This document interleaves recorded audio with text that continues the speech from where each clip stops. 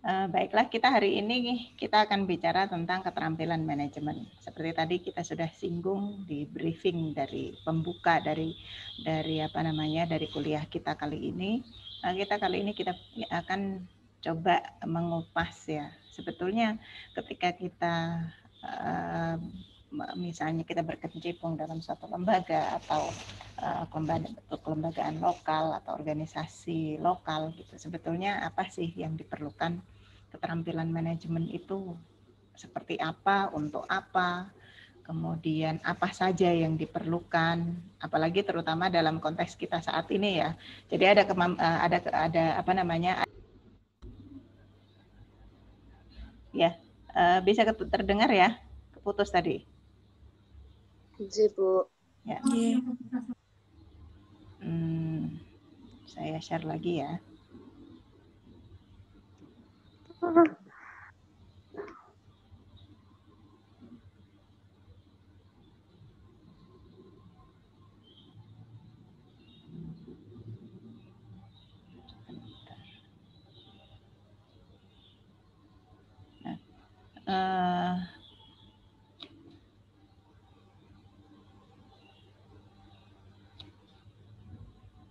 Nah, jadi apa namanya? Kita tadi bicara tentang keterampilan manajemen. Tentu saja ketika dalam konteks ini, jadi ada keterampilan plus lagi malah yang kita butuhkan, yaitu skill teknologi informasi.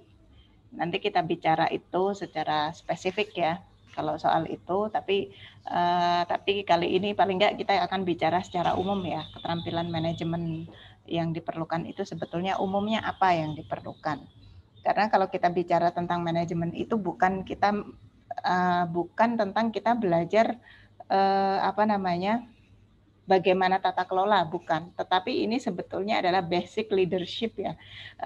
Ada yaitu skill apa namanya skill dasar tentang leadership tentang kepemimpinan yang itu penting untuk diketahui. Dan memang kalau pada kenyataannya terkadang kita mungkin mendapati ya orang ada yang lebih suka kecenderungannya untuk di ranah yang rutin, reguler dengan apa namanya standar operasional yang tetap itu ada yang seperti ada juga yang di ranah konseptual gitu. Tapi ketika kita bicara tentang kelembagaan lokal, kita bukan bicara tentang keterampilan manajemen yang artinya dalam arti manajemen berjenjang ya, artinya jenjang apa namanya jenjang yang pertama harus keterampilan ini, kedua ini, ketiga ini, bukan seperti itu. Tapi artinya ini adalah sebetulnya keterampilan dasar, keterampilan yang umumnya memang diperlukan dalam tata kelola. Baiklah, jadi ketika kita bicara tentang manajemen ya, manajemen itu artinya di sini tata kelola. Jadinya pemimpin itu sebetulnya orang yang mengarahkan aktivitas dari orang lain dan mengambil tanggung jawab terhadap pencapaian suatu tujuan. Kita kan kemarin singgung dan saya pikir kamu sudah bicara tentang apa? Kita bicara juga di kelas lain tentang strategi networking dan fundraising ya. Bagaimana sebetulnya apa namanya aktivitas itu adalah bentuk dari implementasi dari visi suatu lembaga atau organisasi. Nah, makanya pemimpin itu adalah orang yang mengarahkan aktivitas dari orang lain dan mengambil tanggung jawab terhadap pencapaian suatu tujuan atau objektif atau visi. Maka kalau misalnya kita lihat ketika kita bicara tentang kepemimpinan, tentang pemimpin yang sukses itu biasanya mereka punya 3 keterampilan dasar, yaitu keterampilan teknis, technical skill, kemudian keterampilan interpersonal, human skill, kemudian keterampilan konseptual. 3 hal ini sebetulnya penting sekali, karena apa? Kamu nggak mungkin kamu hanya mengkonsep, tetapi kamu nggak bisa implementasi. Artinya kamu hanya bicara abstrak, tetapi ketika ketika diimplementasi, kamu nggak bisa gitu. Ini kadang ada gap dalam prakteknya, sering kali itu terjadi ada gap. Jadi mungkin seorang pemimpin atau leader itu dia punya kemampuan konseptual, punya ide besar seperti ini, tapi ketika dalam tataran technical skill itu tidak bisa diterjemahkan dalam bentuk yang implementatif. Ini bisa juga karena apa? Karena faktor, jadi ada middleman ya, kayak seperti keterampilan interpersonal. Jadi keterampilan interpersonal itu artinya bagaimana konsep-konsep besar itu kemudian diterjemahkan, ya kan? Diterjemahkan ke dalam tim yang ada dalam lembaga atau organisasi di situ, yang itu kemudian diterjemahkan dalam dalam bidang-bidang yang lebih implementatif. Ketika kita bicara teknis itu kan yang implementatif kan, artinya misalnya begini, saya punya visi bahwa kamu kemarin bicara tentang wakaf kursi roda ya, punya visi bahwa lembaga ini ingin memberikan meringankan beban orang-orang yang mungkin kesulitan untuk memiliki ya kan, untuk memiliki kursi roda. Nah, ini kan visinya ini. Nah, sekarang bagaimana caranya? Nah, caranya itu kan kemudian diterjemahkan dalam teknis-teknis yang bisa diimplementasikan. Makanya konsep yang bagus itu adalah perpaduan. Jadi kan dari objektif, kemudian diturunkan dalam konsep-konsep ya. Kemudian dari konsep-konsep itu kemudian dikomunikasikan. Gimana sih caranya ini biar supaya bisa implementatif? Nah, itu kan perlu apa? Perlu teknis ya, perlu teknis yang jelas supaya bagaimana konsep ini bisa diterjemahkan dalam suatu kegiatan atau program yang itu bisa dilakukan dan dipahami oleh semua orang. Maksud saya tim ini ya. Kemudian lantas kita bicara lagi, keterampilan teknis itu apa saja sih sebetulnya? Jadi biasanya gini, kalau misalnya kita bicara dalam ranah keterampilan teknis, ini biasanya meliputi pemahaman dan kompetensi dalam aktivitas yang spesifik. Jadi misalnya cara memasang mur, memasang baut itu tuh begini. Jadi ya seperti itu saja. Mungkin kalau misalnya jadi keterampilan teknis ini khusus yang berkaitan dengan suatu metode, proses, atau prosedur tertentu yang bersifat teknis. Bersifat teknis itu artinya apa? Jadi prosedurnya itu seperti ini, aturannya itu seperti ini, ya sudah pokoknya seperti ini. Jadi keterampilan ini biasanya melibatkan pengetahuan dan kemampuan analitis yang khusus dan mempunyai tahapan pemecahan masalah yang relatif baku, standar. Artinya gini, kalau misalnya nanti mur ini kalau diputar begini nggak gerak, pokoknya caranya diluruskan biar bergerak. Jadi itu kan artinya troubleshooting kan. Troubleshooting itu masalah. Jadi misalnya gini, standarnya kalau masang baut itu kan kamu putar dan dan posisinya itu nggak boleh miring ya kan. Kemudian kamu pasang, ini kok miring. Nah, standar untuk pemecahan masalah itu apa? Berarti posisi itu standarnya kalau masang itu harus lurus. Jadi troubleshooting artinya apa? Pemecahan masalah, troubleshooting. Kalau misalnya mur itu kemudian nggak bisa dipasang rapet, itu berarti standarnya berarti pemasangannya itu kurang pas. Nah, jadi ini apa? Pemecahan masalahnya itu apa? Baku kan? Artinya nggak dibutuhkan suatu pemecahan masalah yang strategis yang itu merombak tata kelola yang ada gitu. Ini kalau misalnya dalam keterampilan teknis.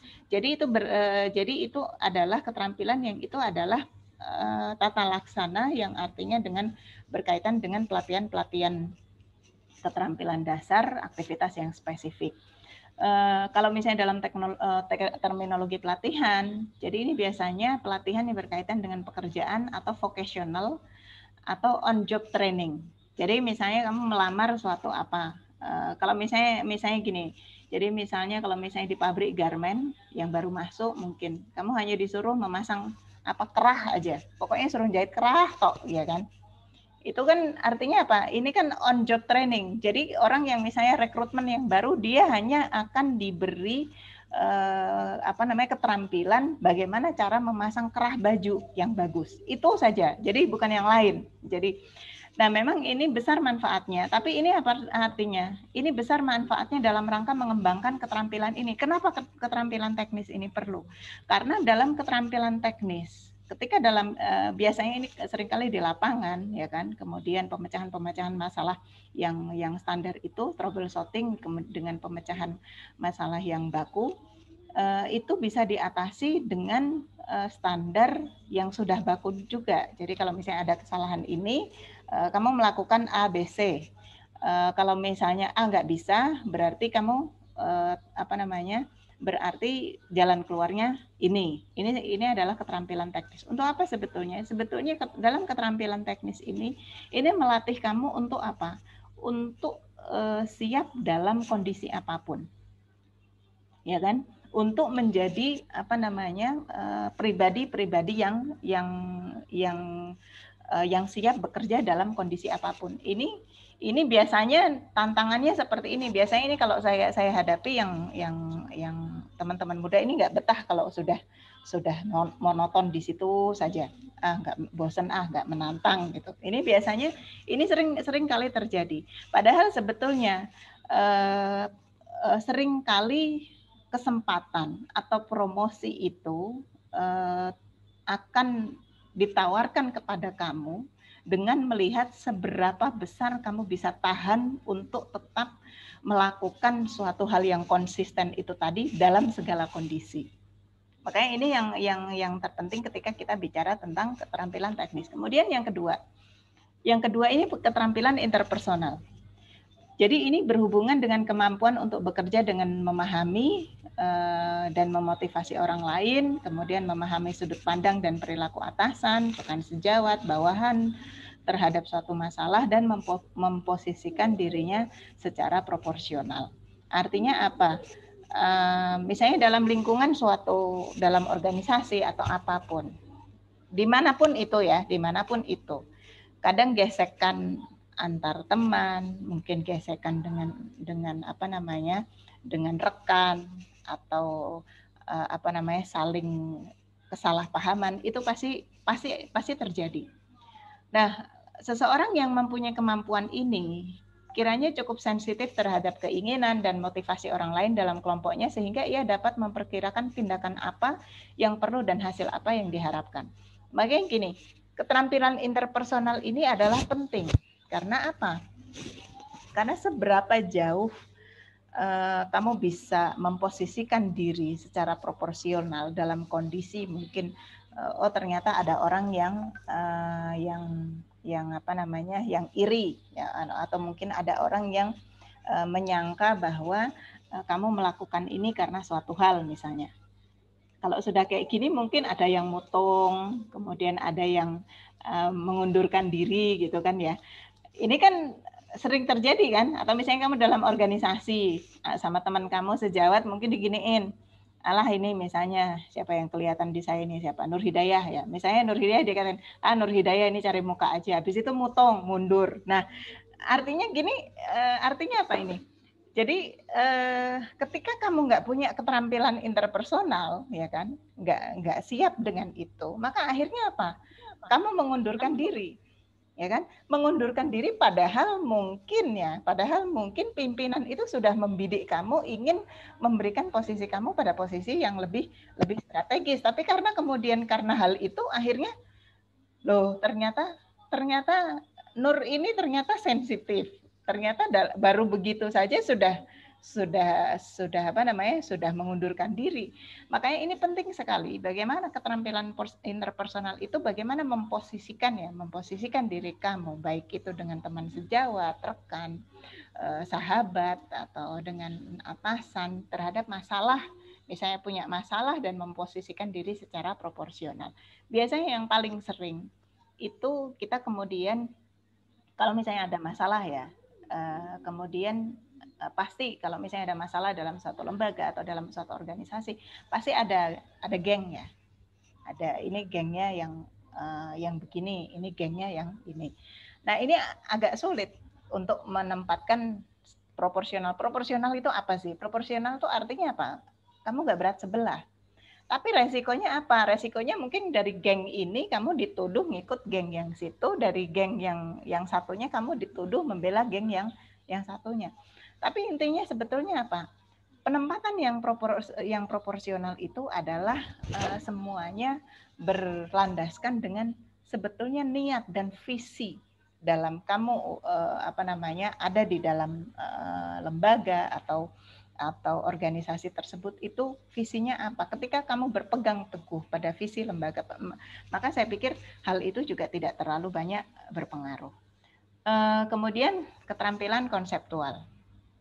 Keterampilan konseptual ini kemampuan untuk merinci permasalahan menjadi beberapa bagian yang lebih spesifik sehingga dapat dilihat kaitannya antara masing-masing bagian tersebut serta mengetahui dampak dari setiap permasalahan bagi orang lain.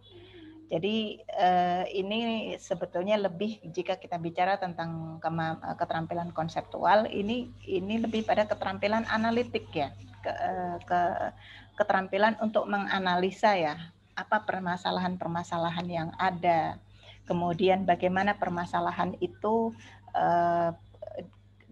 dikategorikan ke dalam bagian-bagian yang lebih spesifik sehingga dilihat dari permasalahan-permasalahan yang diambil satu persatu, kemudian dikategorisasikan itu, mengetahui bagaimana dampak bagi setiap permasalahan itu bagi orang lain. Nah, kemudian jadi kalau misalnya kita buat bagan yang lebih sederhana, jadi ini sebetulnya keterampilan kunci dari manajer yang berhasil itu, ya kan.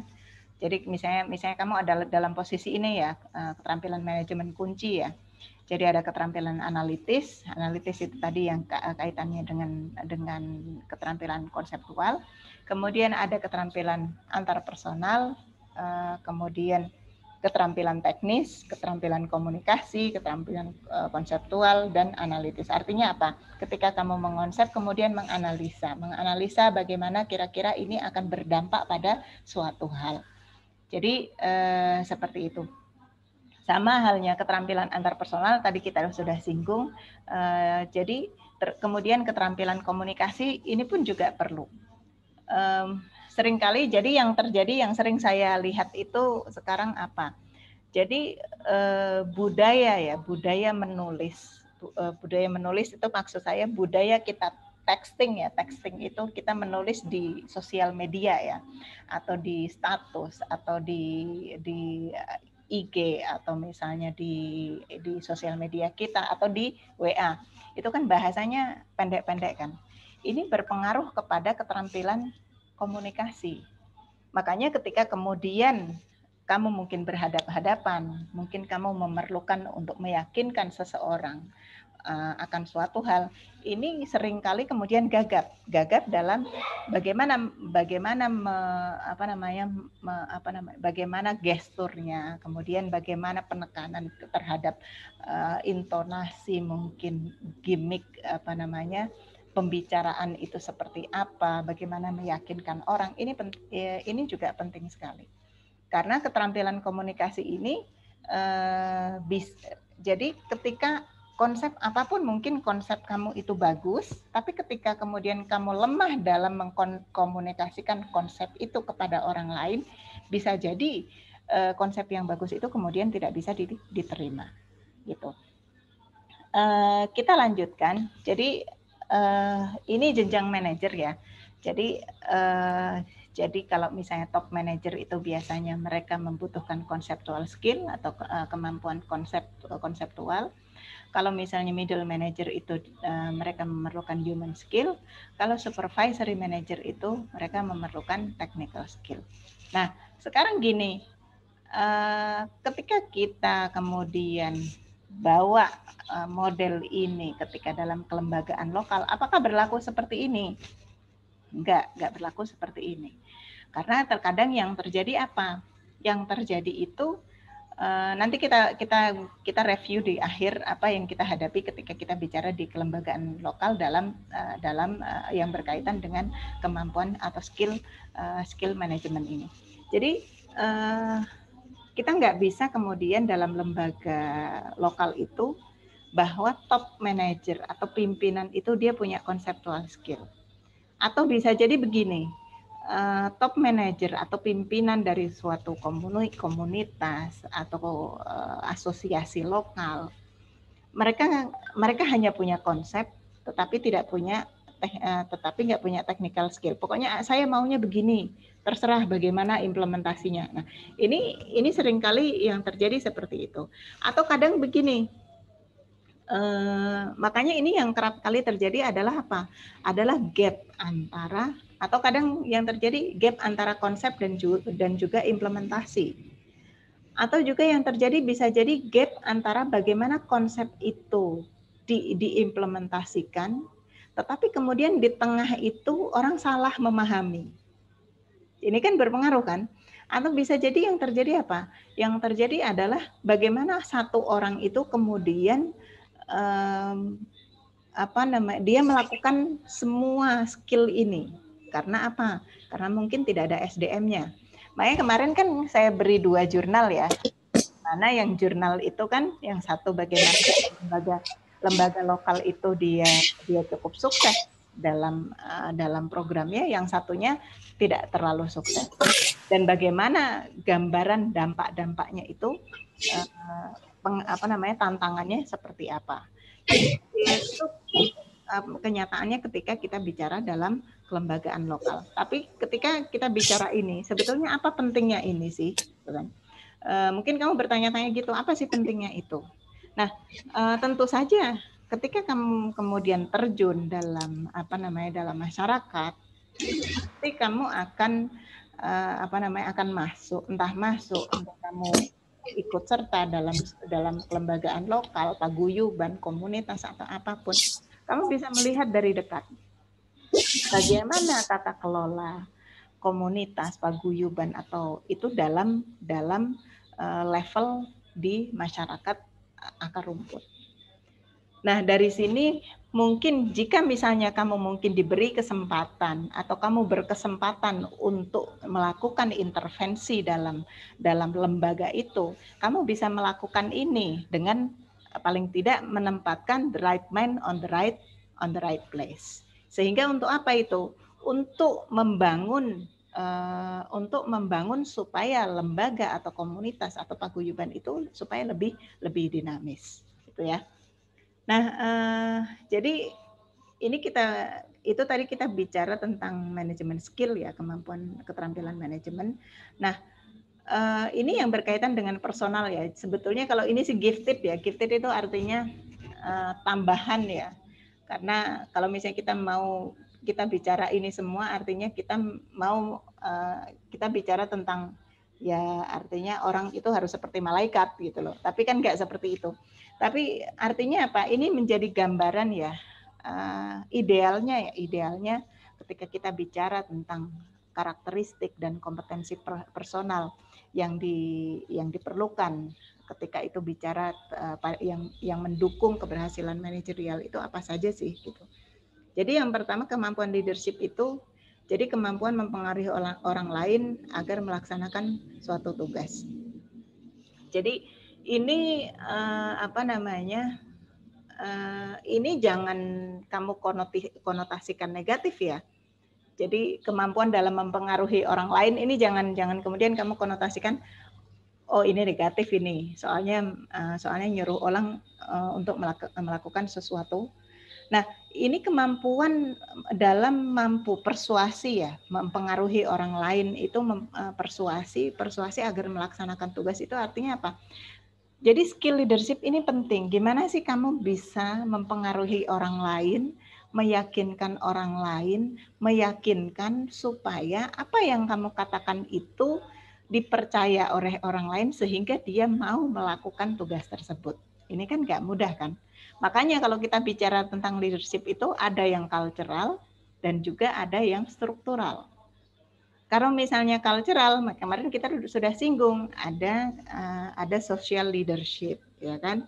Jadi mungkin dia nggak punya kemampuan manajerial, tapi karena dia punya social position, karena dia punya posisi sosial, dia punya kemampuan untuk mempengaruhi orang lain. Dan ini biasanya yang terjadi dalam kelembagaan lokal. Kemudian self-objectivity.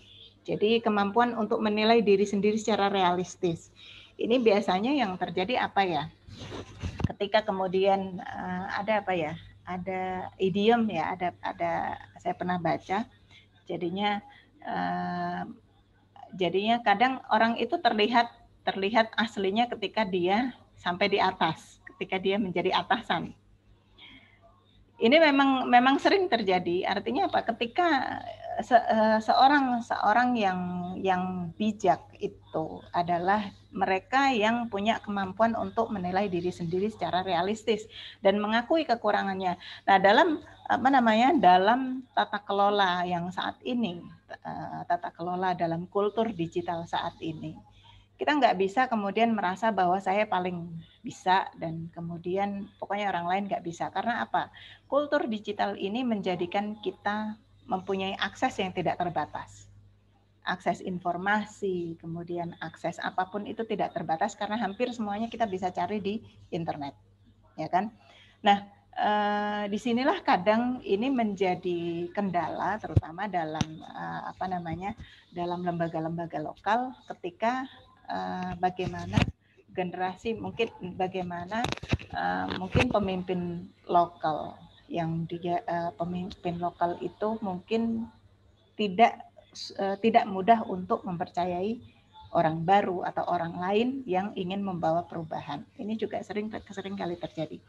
Kemudian analytical thinking, ini kemampuan untuk menginterpretasikan dan menyampaikan segala macam bentuk informasi. Jadi sama, seorang kemampuan manajerial itu juga diperlukan apa?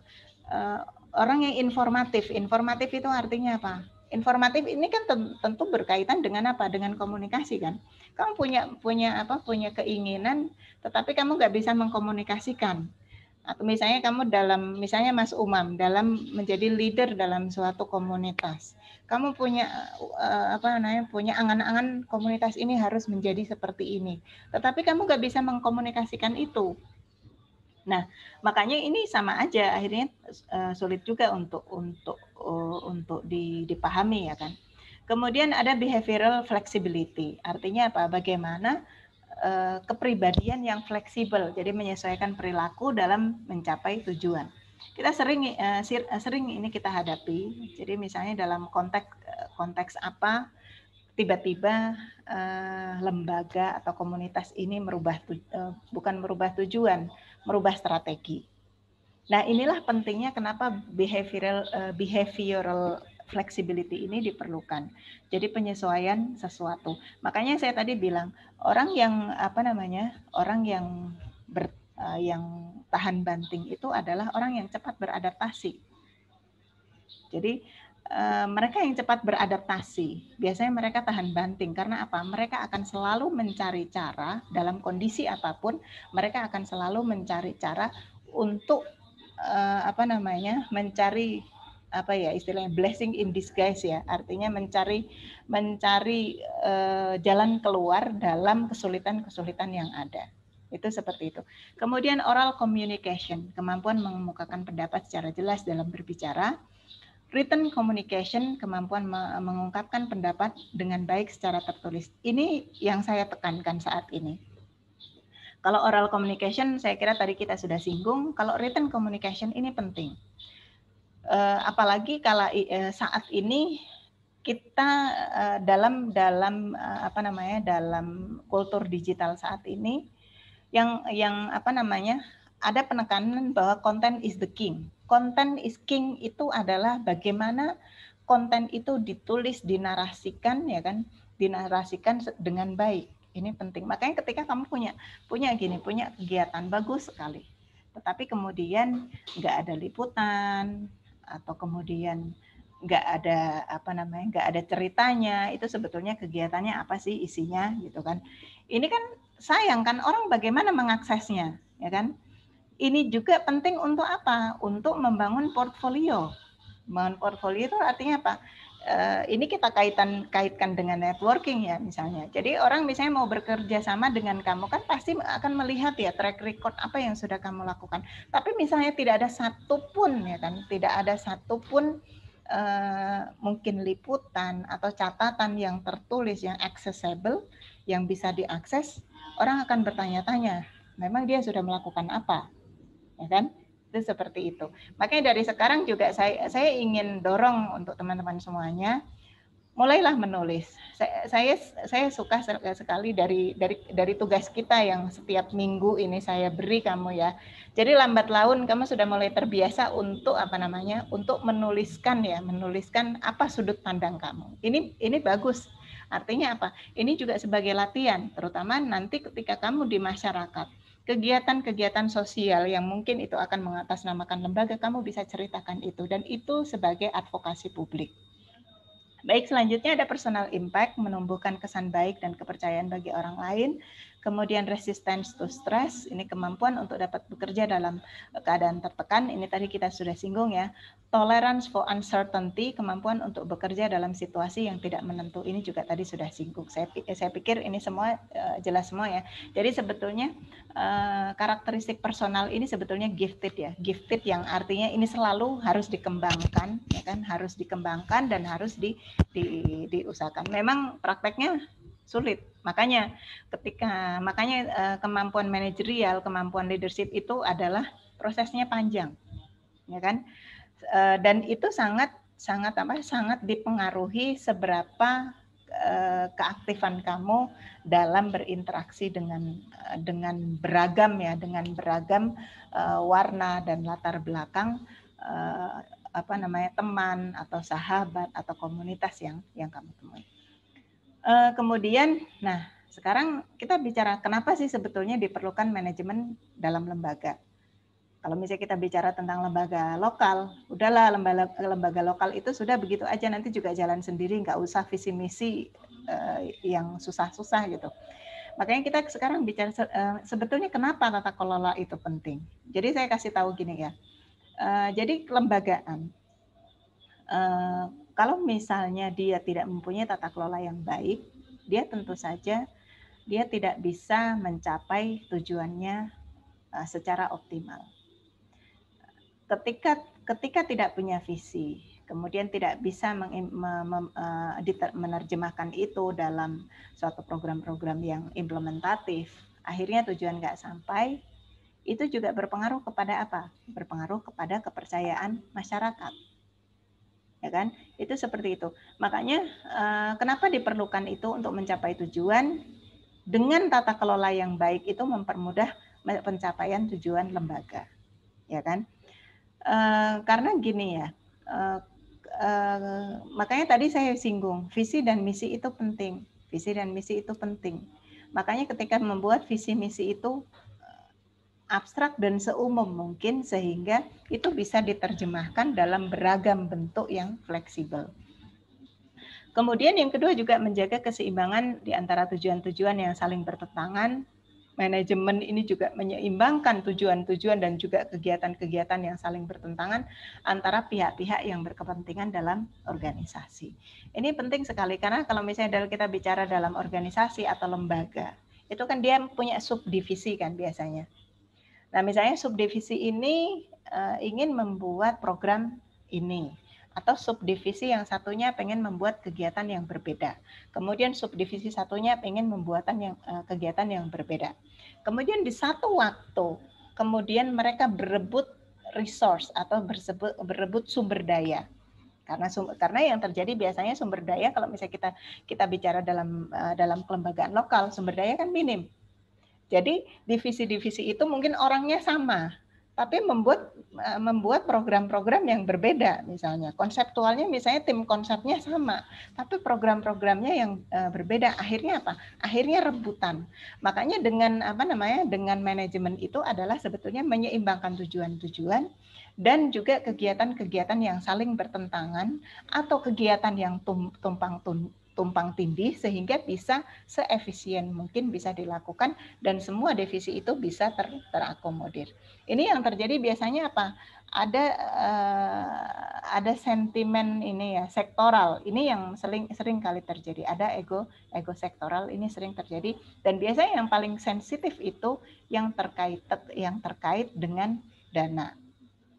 Jadi misalnya dari divisi ini membutuhkan dana sekian, divisi ini membutuhkan dana sekian, divisi ini membutuhkan dana sekian. Tiga program itu semuanya penting, tapi semuanya membutuhkan dana. Akhirnya apa? Akhirnya yang terjadi adalah rebutan. Pokoknya divisi saya harus dapat gimana pun caranya. Nah, akhirnya yang terjadi apa? Akhirnya yang terjadi adalah rebutan pengaruh untuk apa? Untuk menggolkan programnya masing-masing. Ini kan makanya manajemen itu adalah diantaranya adalah untuk menyeimbangkan tujuan dan kegiatan-kegiatan yang saling bertentangan antara pihak-pihak yang berkepentingan dalam organisasi. Kemudian juga mencapai efisiensi dan efektivitas. Efisiensi dan efektivitas. Ini penting. Efisiensi itu apa? Efisiensi itu bagaimana dengan sumber daya yang minim kamu bisa mendapatkan yang maksimal. Ini kan nggak mudah gitu. Bagaimana dengan sumber daya yang sedikit, tetapi kamu bisa atau misalnya gini, bagaimana dengan sumber daya yang pas-pasan, tapi tetap kamu bisa berefisiensi dan efektivitas atau mungkin daya pengaruhnya, kemudian keberagaman target yang mendapatkan manfaat dari program itu semakin luas. Ini adalah kaitannya dengan efektivitas. Bagaimana efisiensi dan efektivitas, dua hal ini adalah ukuran prestasi dalam organisasi atau lembaga atau komunitas. Kemudian selanjutnya seperti ini slide terakhir. Jadi apa kemudian kalau kita bicara tentang kelembagaan lokal, apa sih tantangannya? Yang pertama, pasti ini yang menjadi tantangan adalah keterbatasan SDM. Karena biasanya kelembagaan lokal itu semuanya berbasis nirlaba. Nirlaba itu artinya swadaya ya kan. Jadi yang punya ide yaitu dia yang mengeluarkan sumber daya, dia yang melakukan, dan dia juga yang mencari dana. Biasanya seperti itu. Jadi all in one. Pokoknya satu orang melakukan segala hal. Nah, itu kan kalau misalnya tidak dikelola dengan baik, akhirnya satu orang ini lama-lama kan capek kan. Jadi ini juga harus pertimbangan manusiawi ini juga harus dipertimbangkan. Makanya kenapa kemudian yang terjadi bagaimana kelembagaan lokal itu sama-sama mati, lambat laun mati karena seringkali tidak ada apresiasi ya kan. Tidak ada apresiasi orang-orang yang berkontribusi. Ini penting sekali. Karena artinya gini ya, apresiasi itu bukan selalu dalam bentuk insentif, bukan. Tetapi apresiasi itu artinya bagaimana swadaya yang dia lakukan itu, ya kan, itu diakui, kemudian dihargai, entah bentuknya apa saja. Karena saya pikir gini, ketika orang itu mau berkecimpung dalam kelembagaan lokal yang itu untuk kemasyarakatan, itu namanya relawan yang dia siap, mungkin tanpa insentif pun dia siap. Tapi penghargaan itu penting karena penghargaan itu artinya apa? Anda menghargai individu seseorang itu sebagai pribadi yang setiap orang itu saya yakin butuh penghargaan. Jadi bukan karena saya melakukan ini karena saya ingin dihargai, tapi itu adalah naluri ya kan, adalah manusiawi bahwa setiap orang yang ingin melakukan sesuatu artinya dia perlu rekognisi. Perlu rekognisi itu artinya perlu penghargaan yang entah penghargaan itu bentuknya apa saja. Karena biasanya kalau dalam kelembagaan lokal orang itu tidak menuntut dia mendapatkan apa.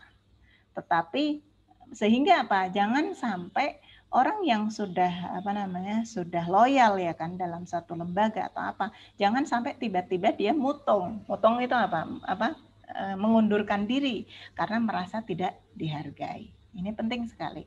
Makanya jadi keterbatasan SDM ini penting. Kemudian yang sering terjadi juga gesekan kepentingan. Jadi tadi kita sudah singgung. Kemudian status quo artinya apa? Bagaimana orang-orang yang berkepentingan dalam lembaga itu saling ingin mempertahankan posisinya masing-masing atau mempertahankan pendapatnya masing-masing atau mendapatkan caranya masing-masing. Dan biasanya gini, kalau misalnya dalam kelembagaan lokal biasanya yang seringnya adalah status quo dalam ranah teknis ya, dalam ranah pokoknya cara saya harus begini, ya harus diikuti gitu kan. Jadi bukan dalam ranah konsep tapi dalam ranah teknis. Pokoknya caranya harus begini, sementara yang satunya mengusulkan caranya harus begini. Nah, inilah pentingnya bagaimana benturan-benturan ini bisa dinegosiasikan oleh dengan keterampilan manajemen yang tadi kita singgung sebelumnya. Kemudian juga benturan budaya. Ini juga kerap kali terjadi karena ketika ada ada hal baru yang dikenalkan dalam dalam organisasi atau kelembagaan, ini kerap kali ada benturan budaya antara orang-orang lama, orang-orang baru, orang-orang lama yang mungkin dengan mindset yang berbeda, orang-orang baru yang membawa mindset yang berbeda. Jadi ini juga kerap kali terjadi. Kemudian yang kelima itu adalah kerap kali yang terjadi adalah apatis. Apatis itu apa? Apatis itu ya nggak mau berubah dalam artian sudah begini saja sudah cukup, mau diapakan lagi sih gitu. Jadi hal-hal inilah sebetulnya biasanya yang terjadi ketika kita bergerak ya, ketika kita bicara dalam ranah kelembagaan lokal. Saya kira apa yang kita bicarakan ini dalam jurnal yang kemarin ya, dalam kasus pengentasan kemiskinan ini diceritakan semuanya. Jadi mungkin itu saja ya yang bisa saya sampaikan. Jika mungkin kamu ada pertanyaan atau mungkin ada hal yang ingin ditanyakan, mungkin boleh bertanya.